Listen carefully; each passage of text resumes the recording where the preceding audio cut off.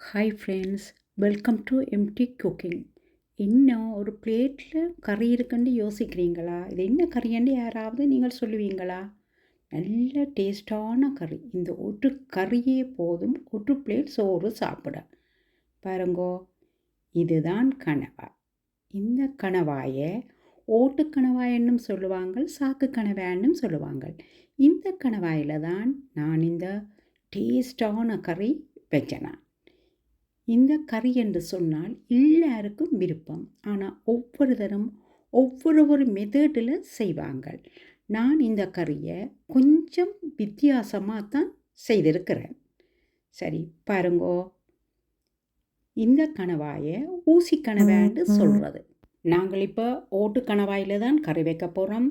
எப்படி கறி வைக்கிறேன்னு வீடியோக்குள்ளே போக முதல் என்னோட எம்டி குக்கிங் சேனலை சப்ஸ்கிரைப் பண்ணாதவங்க சப்ஸ்கிரைப் பண்ணி போட்டு வாங்கோ கறி வைப்பேன். முதல்ல சின்ன வெங்காயம் ஒரு 10-15 சின்ன சின்னனா வெட்டுவேன். கணவாயை வெட்டி வடிவாக க்ளீன் பண்ணுவேன். இப்போ க்ளீன் பண்ணின கணவாய்க்குள்ள வெட்டின வெங்காயத்தை போடுவேன். கணவாயின் தலையெல்லாம் போடுவாங்க, ஆனால் நான் இன்றைக்கு போட இல்லை. இந்த கணவாயில் ஒமேகா 3 நிறைய இருக்குது. 3 தக்காளி, 3 கறிமிளகாயை சின்ன சின்ன துண்டாக வெட்டி அதையும் போடுவோம். சோந்தி என்றால் எல்லாருக்கும் தெரியும் தானே, அது நிறத்தை மாற்றிக்கொள்ளும். பச்சை மரத்தில் இருக்கைகளை பச்சை நிறமாகவும், காஞ்ச மரத்தில் இருக்கைகளை அந்த காஞ்ச இலையின்ற கலராகவும் இருக்கும்.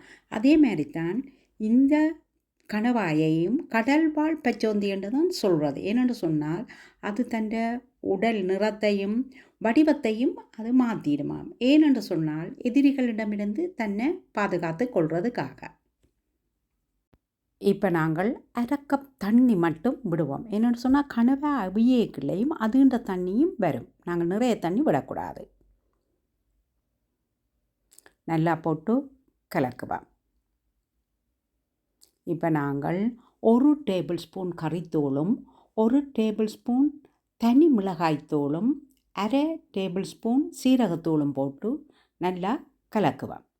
ஸ்டார்ட்டில் பிளேட்டில் இருந்த கறியை பார்த்துட்டு நீங்கள் எல்லோரும் மட்டன் கறின்னு தான் நினச்சிருப்பீங்க. நான் கணவாய் கறின்னு சொன்னதுக்கு பிறகு தான் உங்களுக்கு அது கணவாய் கறி மாதிரி இருக்குது.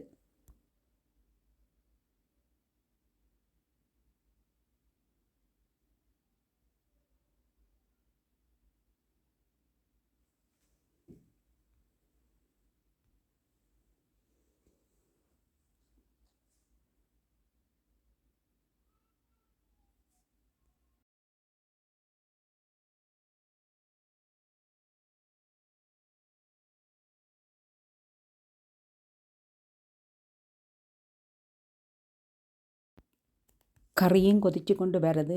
இப்போவே நல்ல வாசம் ஒன்று அடிக்க துவங்குது. பாருங்கோ, நாங்கள் ஒரு ஸ்பெஷல் ஒன்று போட போகிறோம். இதுதான் அந்த ஸ்பெஷல் கடல் பாசி. நாங்கள் விரும்பினால் போடலாம், உங்களுக்கு பிடிக்க இல்லையென்றால் விடலாம். இது பாசத்துக்காகத்தான் போடுறது.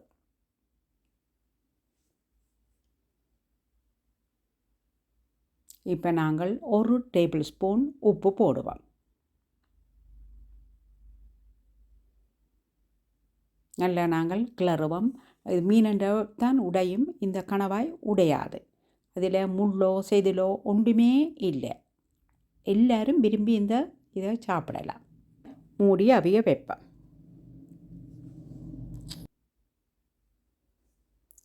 இப்போ நாங்கள் கட்டிப்பால், முதல் பால்ன்னு சொல்கிறது கட்டிப்பால். வெளிநாட்டில் இருக்கிற பிள்ளைகளுக்கு முதல் பால் கப்பிப்பால் தெரியாது. அப்போ உங்களுக்கு பாக்ஸுக்குள்ளேயோ டின்னில் வாரது இப்படியான ஒரு கட்டிப்பால்.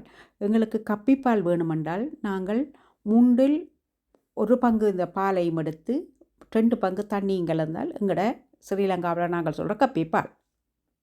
மீனை வெட்டைக்குள்ள சிவப்பு கலராக வெத்தம் வரும், ஆனால் கணவாயை நாங்கள் வெட்டைக்குள்ள கருப்பு நிறமாக தான் வரும். அதை நாங்கள் மை என்று சொல்லுவோம்.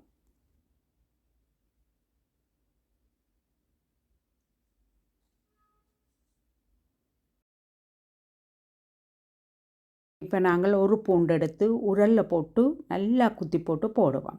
குத்தி போட்டு போடைக்குள்ள ஒரு நல்ல ஒரு டேஸ்ட் ஒன்று வரும், நல்ல வாசமும் வரும்.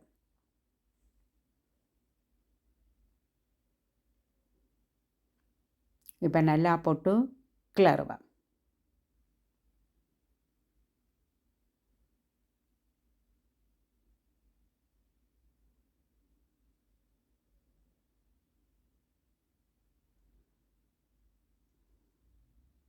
கறி அந்த மாதிரி மணம் மணக்குது.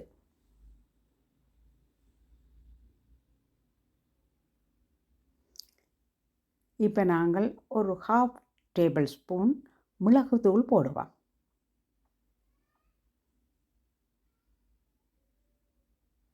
பாருங்க எப்படி இருக்குங்கிற கறி என்று சொல்லி பாலெல்லாம் வற்றி அவிஞ்சு நல்ல ஒரு டேஸ்டான ஒரு கறியாக இருக்குது. இந்த கறியை நீங்கள் சோத்துக்கு மட்டுமில்லை, நூடுல்ஸ் செய்கிற நேரம் கூட இப்படி நீங்கள் செய்து சாப்பிடலாம். புட்டு, இடியப்பம், ரொட்டி, பான் எல்லாத்துக்குமே நீங்கள் இதை சாப்பிடலாம். ஒரே ரெசிப்பிலேயே தொடர்ந்து செய்யாமல் கொஞ்சம் டிஃப்ரெண்ட்டான இந்த ரெசிப்பியில் நீங்கள் ஒருக்கா செய்து பாருங்கோ. அடுத்த நாளைக்கு இந்த கறியை வச்சு சாப்பிட்டு பாருங்கோ எப்படி இருக்குமென்று சொல்லி. இந்த கறிக்கு என்ன பேர் வைக்கலாம்னு யோசித்தேன். இதுக்கு நான் கணவாய் பிரட்டல் குழம்பு என்று சொல்லி பேர் வச்சிருக்கிறேன். என்னோட இந்த ரெசிபி உங்களுக்கு பிடிச்சிருந்தால் நீங்கள் லைக் பண்ணுங்கோ, உங்களோட ஃப்ரெண்ட்ஸுக்கெல்லாம் ஷேர் பண்ணுங்கோ, சப்ஸ்கிரைப் பண்ணாதவங்க சப்ஸ்கிரைப் பண்ணுங்கோ. மீண்டும் வேறொரு வீடியோவில் சந்திக்கும் வரை என்றும் உங்கள் பருத்தியூர் தவம்.